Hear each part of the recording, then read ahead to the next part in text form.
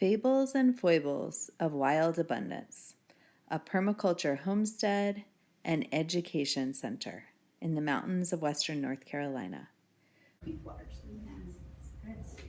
Good. So what was awesome and what I would change about annuals. So first thing that I do is I smother an area. So I do that either with roofing tin or with plastic or with piles of slab wood, which works probably the best of all of those things. And then if I have access to it, I put on about 1.5 inches of composted horse manure. And then I spread cover crop, depending on whatever cover crop is appropriate for the season. And then after I spread the cover crop and it's coming to maturity, which when do you know the cover crop's at maximum yields of organic matter and nitrogen and all those goodies? Starting to flower. It's flowering. You guys are so smart. It's like I'm at the grower school or something. So then what we do is we take the material, the topsoil that we have just constructed, because none of this had any kind of topsoil, and we turn it over into the bed. And then we build walls around the bed. So I am not necessarily the biggest proponent of raised beds, but in general, because it sure is easier to just like not make a bed. But in this situation, we have had, it hasn't been so bad lately, but we have had a lot of problems with flooding. And so what do you think is the difference between a raised bed and a non-raised bed in a flood-prone area? It means like you have food or you don't have food, and soil. So let's move on. So this is, again, the leaf shape, which the water, when it does flood, it comes from upstream. And so this leaf shape does an awesome job at distributing the water. So notice the pond and the bridge, that's all from earth moving that we've done. So this is something I really like to do, is let my chickweed grow. You guys see the chickweed under there? So chickweed is probably my favorite green that comes out of my garden. And so, and there's these interesting things with working. There's like domination of the garden, and then there's working with the forces of nature. And I think it's really important to know when you have to dominate, when you're like, okay, this is full of a bunch of crazy weeds that are gonna take over. And then there's a little chickweed growing in my garden. Maybe I should weed around it and encourage it. And I mean, isn't this awesome that I have, what else is growing in here? Daikon. It's some brassica, I'm not sure which one. So it may be daikon, it may be a different brassica. So I have all of this wonderful edible stuff going on here. And do you think I have to spend a lot of time weeding or watering this? Notice there's also straw there. You know how often I water my garden? Never, except when I'm germinating seeds. And that is, and I learned that when I lived in the Pacific Northwest, I watered my garden because there it doesn't rain all summer.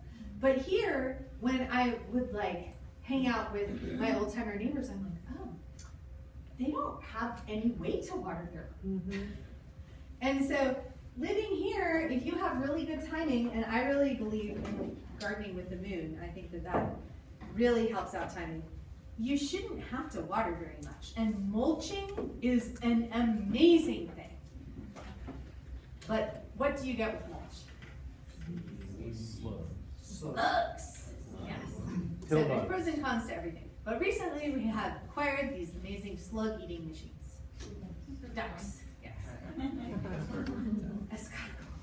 So this is another example, or this is an example of a cover crop that I really have liked a lot. Is vetch. It's beautiful. What else does it do? Fixes nitrogen. It fixes nitrogen. What else does it do? Pollinators. It attracts so many pollinators. And what else does it do?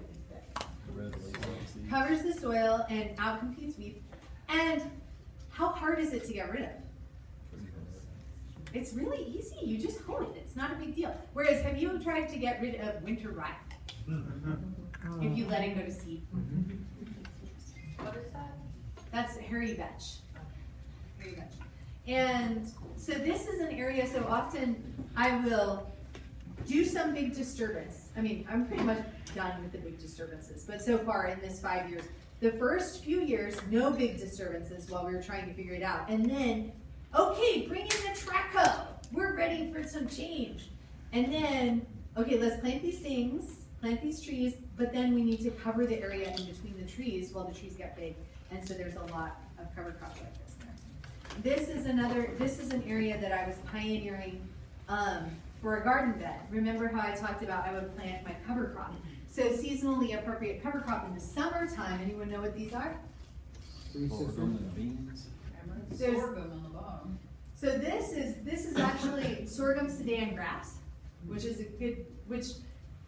a little less persnickety than sorghum, so people tend to use that as a cover crop more than straight up sorghum. And then cowpeas, which are incredibly successful, beautiful cowpeas, awesome cover crop, and they're really tasty too. So that is a summer cover crop that I'll use when pioneering a new garden. Do you think weeds can compete with these things? And No. what kind of sorghum was that? It's sorghum Sudan grass. And something I would say with sorghum Sudan grass is if you're using that as a cover crop, and it's not one of those things that's easy to kill with your hoe. That's something that you want to expect to be there for an entire green season, and then the following winter, it'll die back, and it'll be great. But don't try to get rid of it during the season, you can break your back.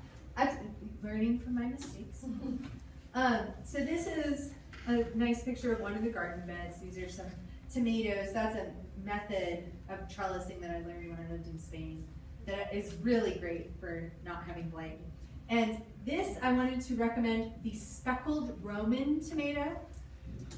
I mean, this is one like what you learn and what you can share. It's just even like specific varieties of vegetables. You know, like you open your seed catalog, which one should I get? That would be a cool class to just have as a round table. Can you come back to the previous one? Yeah, can you talk about that first? Yeah, so that's a tripod, and when I was in Spain, they would use caña, which was this cane that was invasive there actually to grow in wetlands. And you do either a tripod or a quadrupod, which is what I call a four-sided tripod. And so when you plant your tomatoes, you put those canes, or in this case I use 2x2s because my neighbor makes yums and he has an unlimited supply of 2x2 scraps. And you put them up, you tie them together at the top. You want to make sure that each of the stakes goes into the ground at least 6 inches because you don't want all of your tomatoes falling over someday. And then as the tomato grows, you prune it to just having 1 leader, and you tie it to the stake. So that's how I do it. There's lots of ways to do it. So speckled Roman tomatoes. Why do you suggest those? Because they're gorgeous, for one reason. I mean, they're so gorgeous. They are a sauce tomato, as most Roma types are, but they're also a good eating tomato. And they're gorgeous. I mean, they're like, I love having vegetables where I look at them and I'm just like,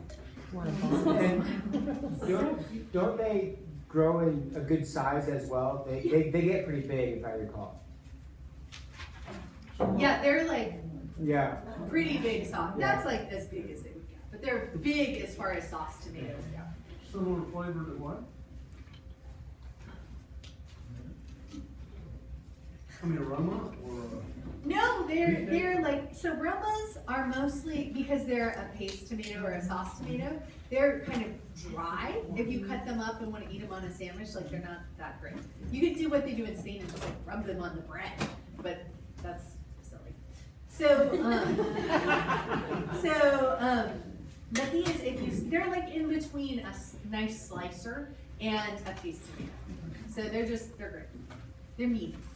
It tastes like chicken, yeah. So something that I have also noticed living in the Southern Appalachians is that there is, for me, maybe where you live, it's not like this, there is no point in growing kale in the summertime because of the darned cabbage mites. And they just decimate it every time. So chard is, I don't like it as much. but it just grows itself. And so I really recommend growing chard.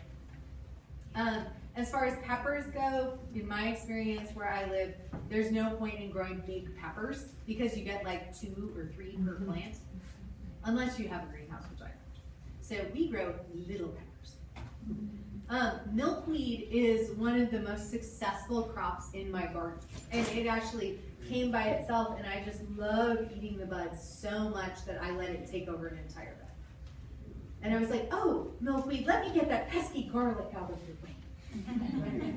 And I think that it's just such an important thing with becoming part of the land, is to recognize the wild things that are there that are super useful and that you want.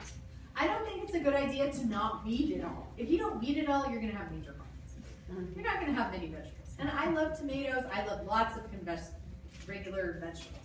But I also like a lot of these like fringy,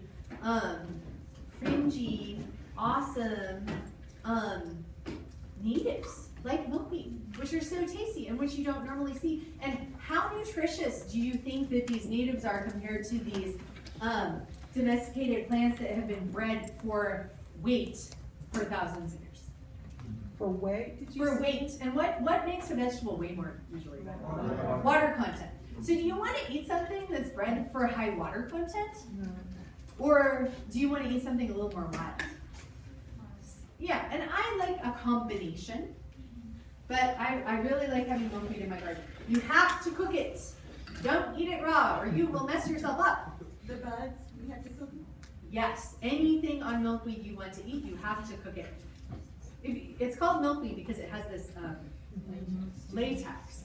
And that latex is toxic unless it is cooked. And that cooking hardens it. So, I mean, there's a lot of stuff like this that you have to do something to, like olives. Anyone eaten an olive off of a tree? That's horrible. So, milkweed, you have to cook it. What was the cute little purple pepper you had that you had success with right before that one? Oh, we aren't talking about bug sex? No. Oh, I don't know. I don't remember. Sorry. Is it Islander? What? Islander? That- Pepper? Like maybe a Chinese five color? Maybe so. I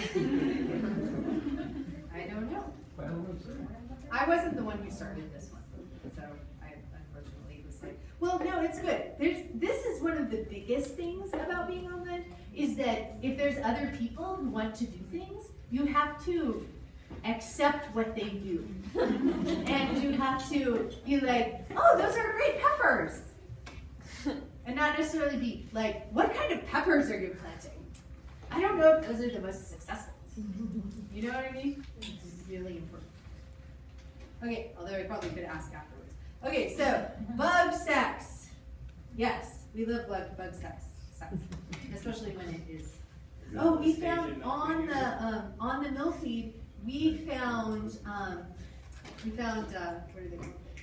Monarch pupae. Isn't that awesome? Really. So I don't know why. Okay, this is a great picture. So this is the only kind of zucchini I think is worth growing. Is Costata romanesca.